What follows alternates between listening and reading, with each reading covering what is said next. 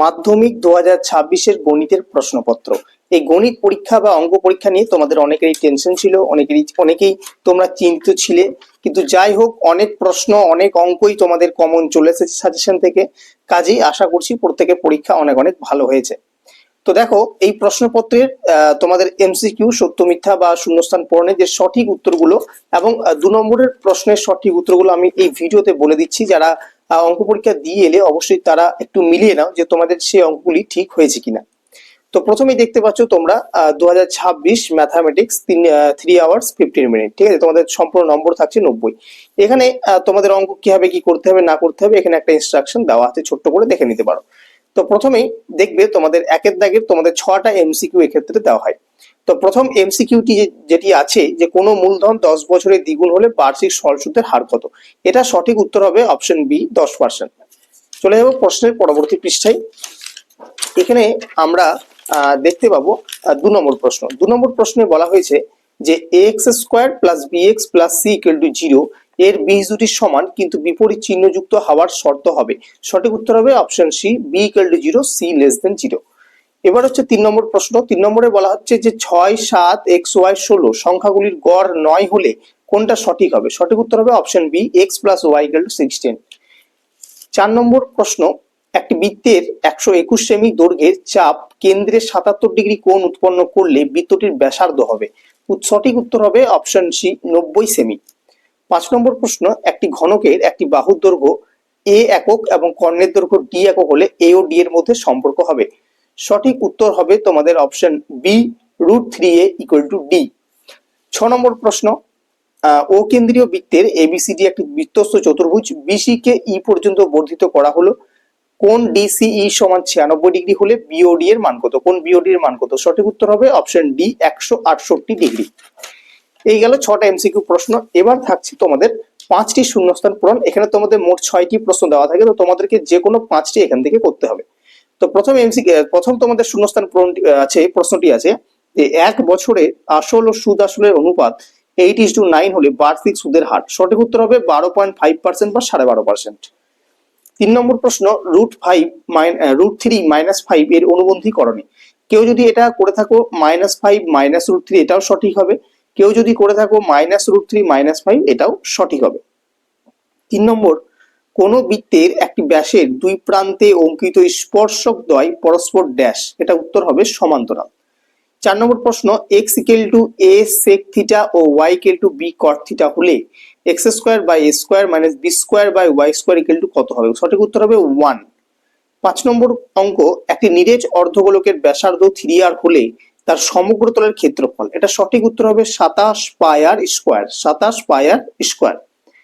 6 নম্বর অঙ্ক, 1 2 3 4 5 সংখ্যাগুলির পরিসংখ্যা যথাক্রমে 1 2 3 4 f এবং এদের যৌগিক গড় 4 হলে f এর মান কত। তো সঠিক উত্তর হবে এক্ষেত্রে 10।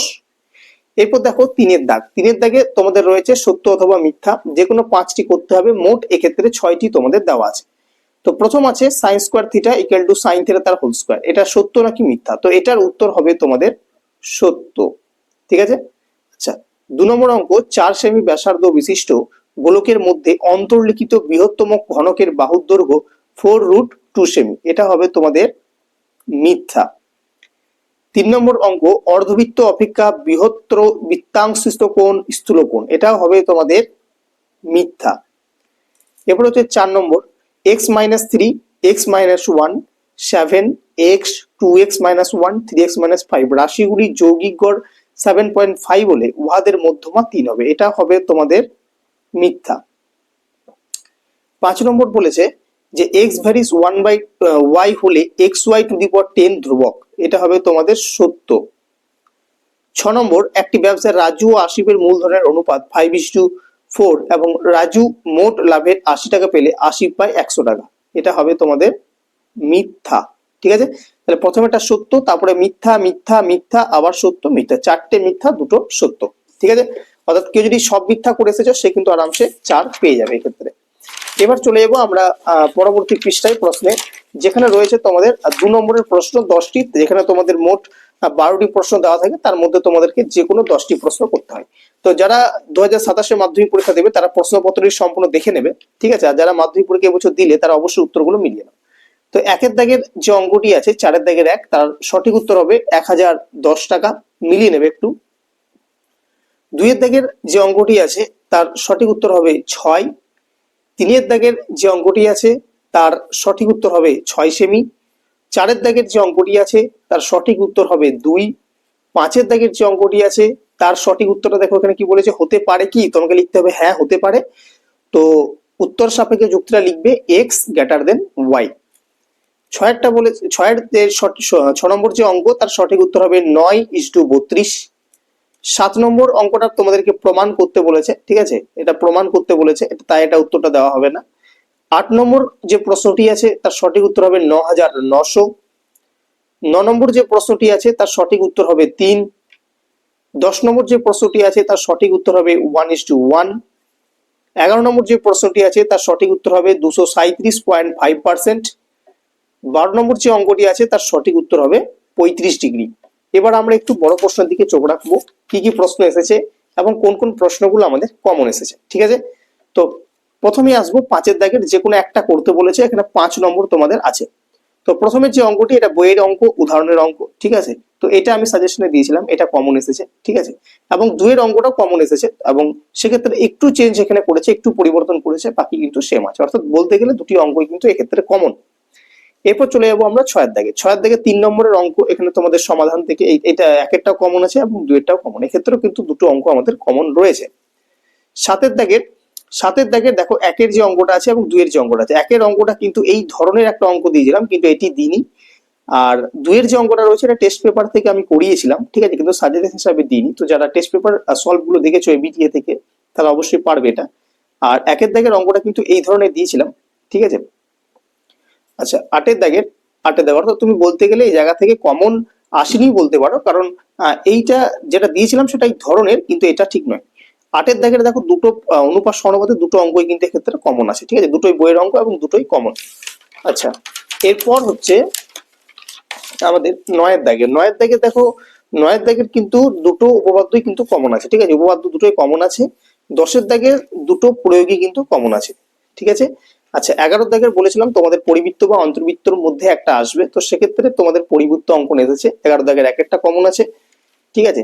12 দাগের তোমাদের দুটো, এখানে 3টে দিয়েছে, তার মধ্যে যে কোনো দুটো করতে হবে, তো 1-এরটা এবং 2-এরটা কিন্তু কমন আছে, ঠিক আছে, সহজ অঙ্ক কমন আছে। আচ্ছা, এরপর তোমাদের 3-এর অঙ্কটা একটু ভুল বলে মনে হচ্ছে, ঠিক আছে, যাই হোক, তবে এই ধরনের অঙ্ক আমি করিয়েছি, তো এই অঙ্কটা একটু দেখতে হবে, এটাকে সম্ভব একটা ভুল আছে বলে মনে হচ্ছে, ঠিক আছে। আচ্ছা, এরপর 13-এর দাগে দেখো দুটো অঙ্ক কিন্তু এক্ষেত্রে কমন আছে, তোমাদের উচ্চতা দূরত্ব থেকে 5 নম্বর দুটোই কমন আছে। 14 দাগের 1-এর অঙ্কটা কমন আছে, 2-এর অঙ্কটা এবং 3-এর অঙ্কটা, এখানেও কিন্তু 3টি অঙ্ক কমন আছে। 15 দাগে তোমাদের রাশি বিজ্ঞান থেকে অঙ্ক দিয়েছে গড় নির্ণয়, প্রথমে এখানে তোমাদের দুটো করতে হবে, 3টে দেওয়া থাকে, দুটো করতে হবে, 4 নম্বর করে মোট, এই অংশ থেকে তোমাদের 8 নম্বর থাকছে। তো সেক্ষেত্রে বলে রাখি তোমাদের এখানে 3 নম্বরটা এবং 1 নম্বরটা এই দুটি অঙ্ক কিন্তু হুবহু কমন আছে। ধরতে গেলে তোমাদের প্রশ্নপত্র এবছর মাধ্যমিকে খুব একটা বিগত বছরের তুলনায় খুব একটা কঠিন হয়নি, ঠিক আছে। বিগত বছরে কঠিন হয়েছিল, তারও বিগত বছরে কঠিন হয়েছিল, কিন্তু এবছর তেমন কঠিন হয়নি। তবে বলতে গেলে স্ট্যান্ডার্ড হয়েছে, খুব সহজ না খুব কঠিন না, ঠিক আছে, মডারেট লেভেলের কোশ্চেন হয়েছে। আশা করছি অনেকেই ভালো পরীক্ষা হবে, ঠিক আছে, এবং তোমরা অনেকেই কমন পেয়েছো।